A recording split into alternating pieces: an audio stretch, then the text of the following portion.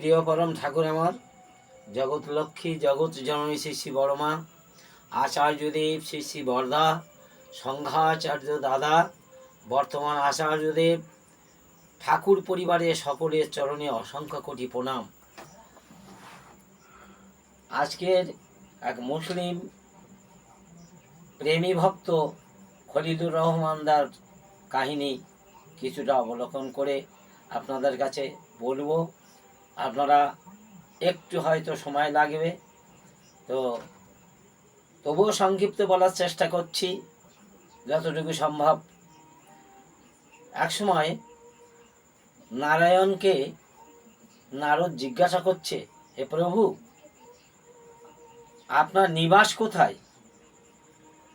তখন নারায়ণ বলছে, নাহং তিষ্ঠামি বৈকুণ্ঠ যোগিনাং হৃদয়েন চ মদ ভক্ত যত্র গায়ন্তি তত্র তিষ্ঠামি নারদ। হে নারদ, আমি যোগীগণের হৃদয়ে থাকি না, আমি বৈকুণ্ঠেও থাকি না।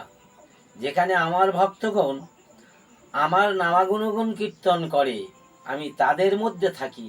আর যারা সেই কীর্তন করে একানিষ্ঠ হয়ে ভক্তি দিয়ে প্রেমশ্রু দিয়ে, তখন আমি সেই ভক্তের যখন আমার কথা বলে আমি তার জিহ্বার ওপরে বসে আমার কথা আমি বলি। সেই ভক্ত প্রেমশ্রু ধারায় নেমে এলো। একদিন পরম দয়াল সেই খলিলুর রহমানদাকে যখন তিনি দীক্ষা গ্রহণ করেছিলেন, দীক্ষার পর থেকে তিনি আনচান করছেন। তিনি কলকাতার একজন ইনকাম ট্যাক্সের ভালো অফিসার। তো ঠাকুরের যখন দীক্ষা গ্রহণ করেছেন তখন থেকে তার আর ওই অফিসের দিকে খুব একটা মন নাই।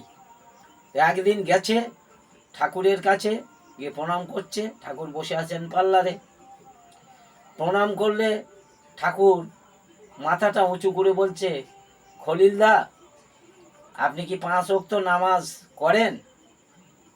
5 ওয়াক্ত নামাজ আদায় করেন? ঠাকুরের দিকে তাকিয়ে খলিলুর রহমান বললেন, বাবা ঠাকুর, আমি যে 5 ওয়াক্ত নামাজ করব, সেই সকালে 1 কাপ চা খেয়ে যেয়ে বসি, আর কখন যে সকাল থেকে দুপুর গড়িয়ে যায়, কখন সন্ধ্যা হয় আমি বুঝতেই পারি না।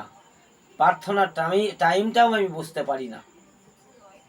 তখন ঠাকুর বলছে, তাহলে তুমি তো খাঁটি মুসলমান হতে পারলে না। যদি 5 ওয়াক্ত নামাজ না করো তাহলে তুমি একটা খাঁটি মুসলমান হবে না। আর খাঁটি মুসলমান না হলে একজন খাঁটি সৎসঙ্গী হওয়া যাবে না। তখন ঠাকুর বলছে, তোমার যদি এত অসুবিধে, তাহলে তুমি উপরওয়ালার কাছে একটা চিঠি করো, দেখবে তোমার ওই নামাজের ব্যবস্থা হয়ে যাবে। খলিলুর রহমান মনে মনে চিন্তা করলেন, ঠাকুর যখন বলছে তাহলে নিশ্চয় হয়ে যাবে। তাই তিনি কি করলেন, তার উপরওয়ালার কাছে, অর্থাৎ অফিসিয়াল যারা হেড, তাদের কাছে তিনি দরখাস্ত করলেন, ফোন করে জানালেন। তখন ওপর থেকে খলিলদার নামাজ পড়ার ব্যবস্থা করে দিল তার পাশের রুমটায়। সেই থেকে তিনি 5 ওয়াক্ত নামাজ ঠিক মতো আদায় করতে থাকলেন। কিছুদিন পরে ঠাকুরের কাছে এসেছেন যে ঠাকুরের সঙ্গে একটু দেখা করে আসি, আর আমি একটু বাড়িতে যাব, বাড়িতে নাকি আমার ছেলেরা অসুস্থ। এই কথা শ্রবণ করে ঠাকুরের কাছে এসে প্রণাম করলে বলছে, খলিলদা, আপনি কি 5 ওয়াক্ত নামাজ করছেন তো? খলিলদা বলছে, হ্যাঁ, আমি 5 ওয়াক্ত নামাজ ঠিক আদায় করি। তাহলে নামাজ যখন আদায় করেন তাহলে জ্যোতি, নূর, এগুলো কি শব্দ শুনতে পান? খলিলদা বললেন, হ্যাঁ পাই। এর মধ্যে একজন এসে বলছে, খলিলদা, তোমার ছেলেটা খুব অসুস্থ, এখনই তোমাকে বাড়ি যেতে হবে। খলিলদা তখন ঠাকুরকে প্রণাম করে যখনই উঠতে যাচ্ছেন, তখনই ঠাকুর বলছে, খলিলদা, আপনাকে এক্ষুনি মেদিনীপুর যেতে হবে, এই মুহূর্তে। আপনি যে অবস্থা আছেন এই অবস্থায় চলে যান। আবার প্রণাম করে খলিলদা বলছে, ঠাকুর, আমার ছেলে, তখন মুখের কথা মুখে না থাকতেই ধমক দিয়ে বলছে, খলিলদা, আমি বলছি তুমি যেতে পারছো না, এক্ষুনি তুমি চলে যাও। অপেক্ষা করো না, যে পায়ে আসো ওই পায়ে তোমাকে চলে যেতে হবে। তখন খলিলদা ঠাকুরের মুখের দিকে তাকিয়ে দেখলেন ঠাকুরের মুখটা যেন বিবর্ণ হয়ে গেছে। তখন তিনি চিন্তা করলেন, না, আমার ঠাকুর যা বলছে আমাকে তাই করতে হবে। তখন ছেলের কথা বাদ দিয়ে ঠাকুরের কথা শুনে সেই মুহূর্তে তিনি বেরিয়ে পড়লেন মেদিনীপুরে। তিনি মেদিনীপুরে যে উপস্থিত হলেন, মেদিনীপুরে যখন উপস্থিত হয়েছে তখন প্রচুর লোক সেখানে সৎসঙ্গ করছে, বহু আলোচনা বহু প্রশ্ন সেখানে হচ্ছে। খলিলদা সেখানে যেয়ে সমস্ত প্রশ্নের সমাধান করে সেই সৎসঙ্গ শেষ করে তারপর দিন আবার সৎসঙ্গ করলেন, তারপর দিন আবার আর একটা সৎসঙ্গ করলেন। এইরকম করতে করতে করতে করতে তার 7 দিন পেরিয়ে গেল। 7 দিন পেরিয়ে গেল, বাড়ির কথা তার আর মনে নাই। ঠাকুর অন্তপ্রাণ ঠাকুরের কথা নিয়েই মেতে আছে। হঠাৎ একদিন মনে হচ্ছে, তাই তো আমার তো এখন অনেক কাজ শেষ হয়ে এসেছে, অনেক দীক্ষাও হয়েছে, তো আমি এবার একটু ঠাকুরের কাছে যাই।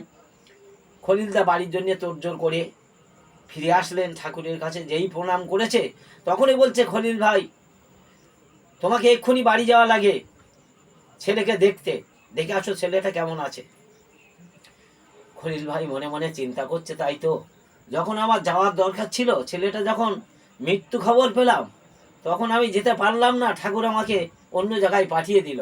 আর এখন হয়তো বাড়িতে যেয়ে দেখব হয়তো সবাই কান্নাকাটি করছে, আমার ছেলে আর নাই। ঠাকুরের ইচ্ছা, তিনি যা করেন তাই হবে। খলিল এই আনমনা হতে হতে আস্তে আস্তে হাঁটতে হাঁটতে তিনি বাড়ি পৌঁছে গেলেন।